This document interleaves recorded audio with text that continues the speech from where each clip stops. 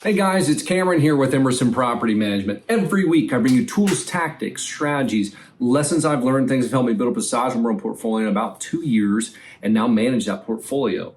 Today, guys, I want to talk about the downsides of real estate. It's not all sunshine and rainbows, and today I want to cover 2 case studies, 2 actual owners that purchased properties, and then you'll see kind of the dooms or the downsides, some of the trials and tribulations. I'm going to explain some of them. There is so many, but I just want to share that because Bigger Pockets and some of these other podcasts and companies, they just talk about all the benefits.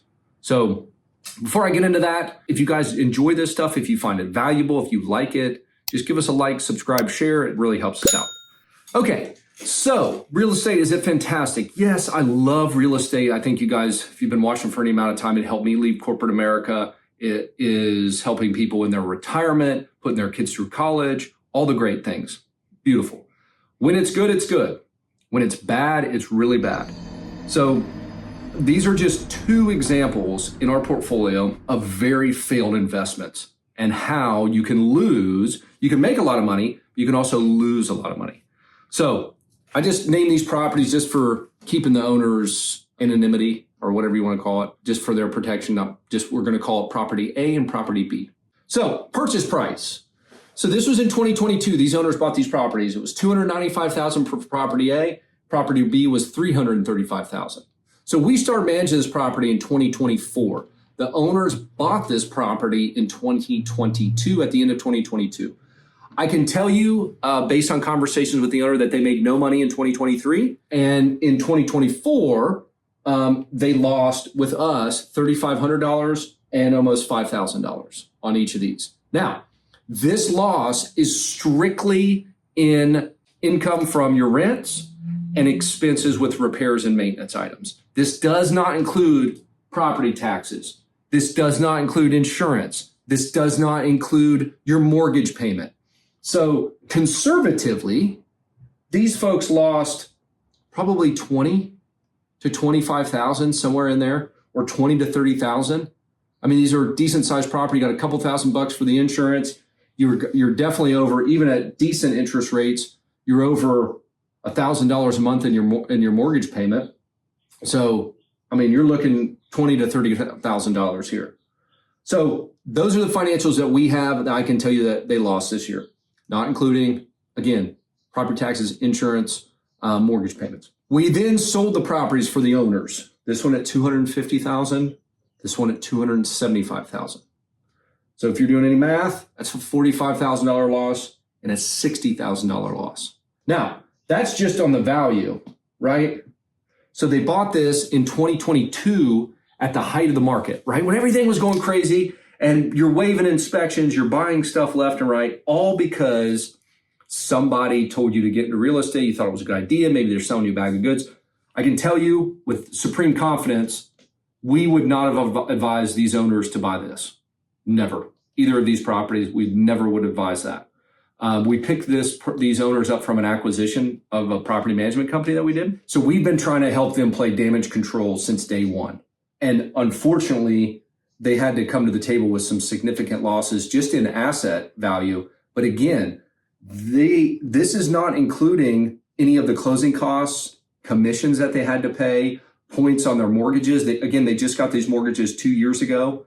So there was a lot more here than just 45 and 60, let alone the headaches. These owners, I mean, one of these owners was literally like, Kim, I'm going to have to put some of this stuff on a credit card. I don't have any more money. I have nothing. I don't have any more money. This property, one of these was almost $100,000 in renovations, and the renovations were so poor and done so badly because it's a long story, but the contractor did such a bad job that we came in and had to continue to fix stuff. Oh, we've got window issues, we've got plumbing issues, we've got HVAC issues, we got electrical issues. So they were never able to catch up. So they bought poorly. The contractor, they didn't screen very well, and that failed. And then we had to come in and do damage control. And then you had tenants. Some of them left. Some of them you couldn't get out. Some had to sit vacant. Some of them you had to evict. So it was a nightmare, y'all. So the reason I say this, again, I don't want to scare anybody into not getting into real estate. Real estate is a phenomenal investment vehicle. It can truly help you set up yourself, your family for financial freedom, or just give you a little bit more of a retirement package or a legacy. Like I said, we have an owner who's setting up their kids' college fund. So all that benefit, but it's not all sunshine and rainbows. The best owners in our portfolio that we have dealt with are the ones that have some cash reserves and they buy decent properties to, you can move up a little bit and go in that B plus A minus. But if you just buy B properties, when the economy's going good, you have people from the C coming up to B. When the economy's bad, you have people from A going into B.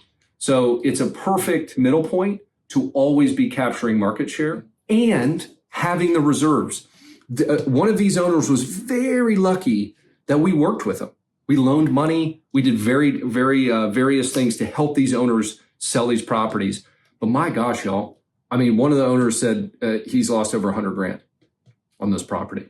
So I don't tell you this again to scare you. Just be cognizant that not all properties are created the same. Not all contractors are created the same. So I would rather see you guys, anybody for that matter, sit back and pass on a deal, a screaming deal that you got to get right now that doesn't feel right, that's a property in kind of a shady part of town or transitioning an opportunity zone. You're going to save, so much in taxes. Well, this is a lot.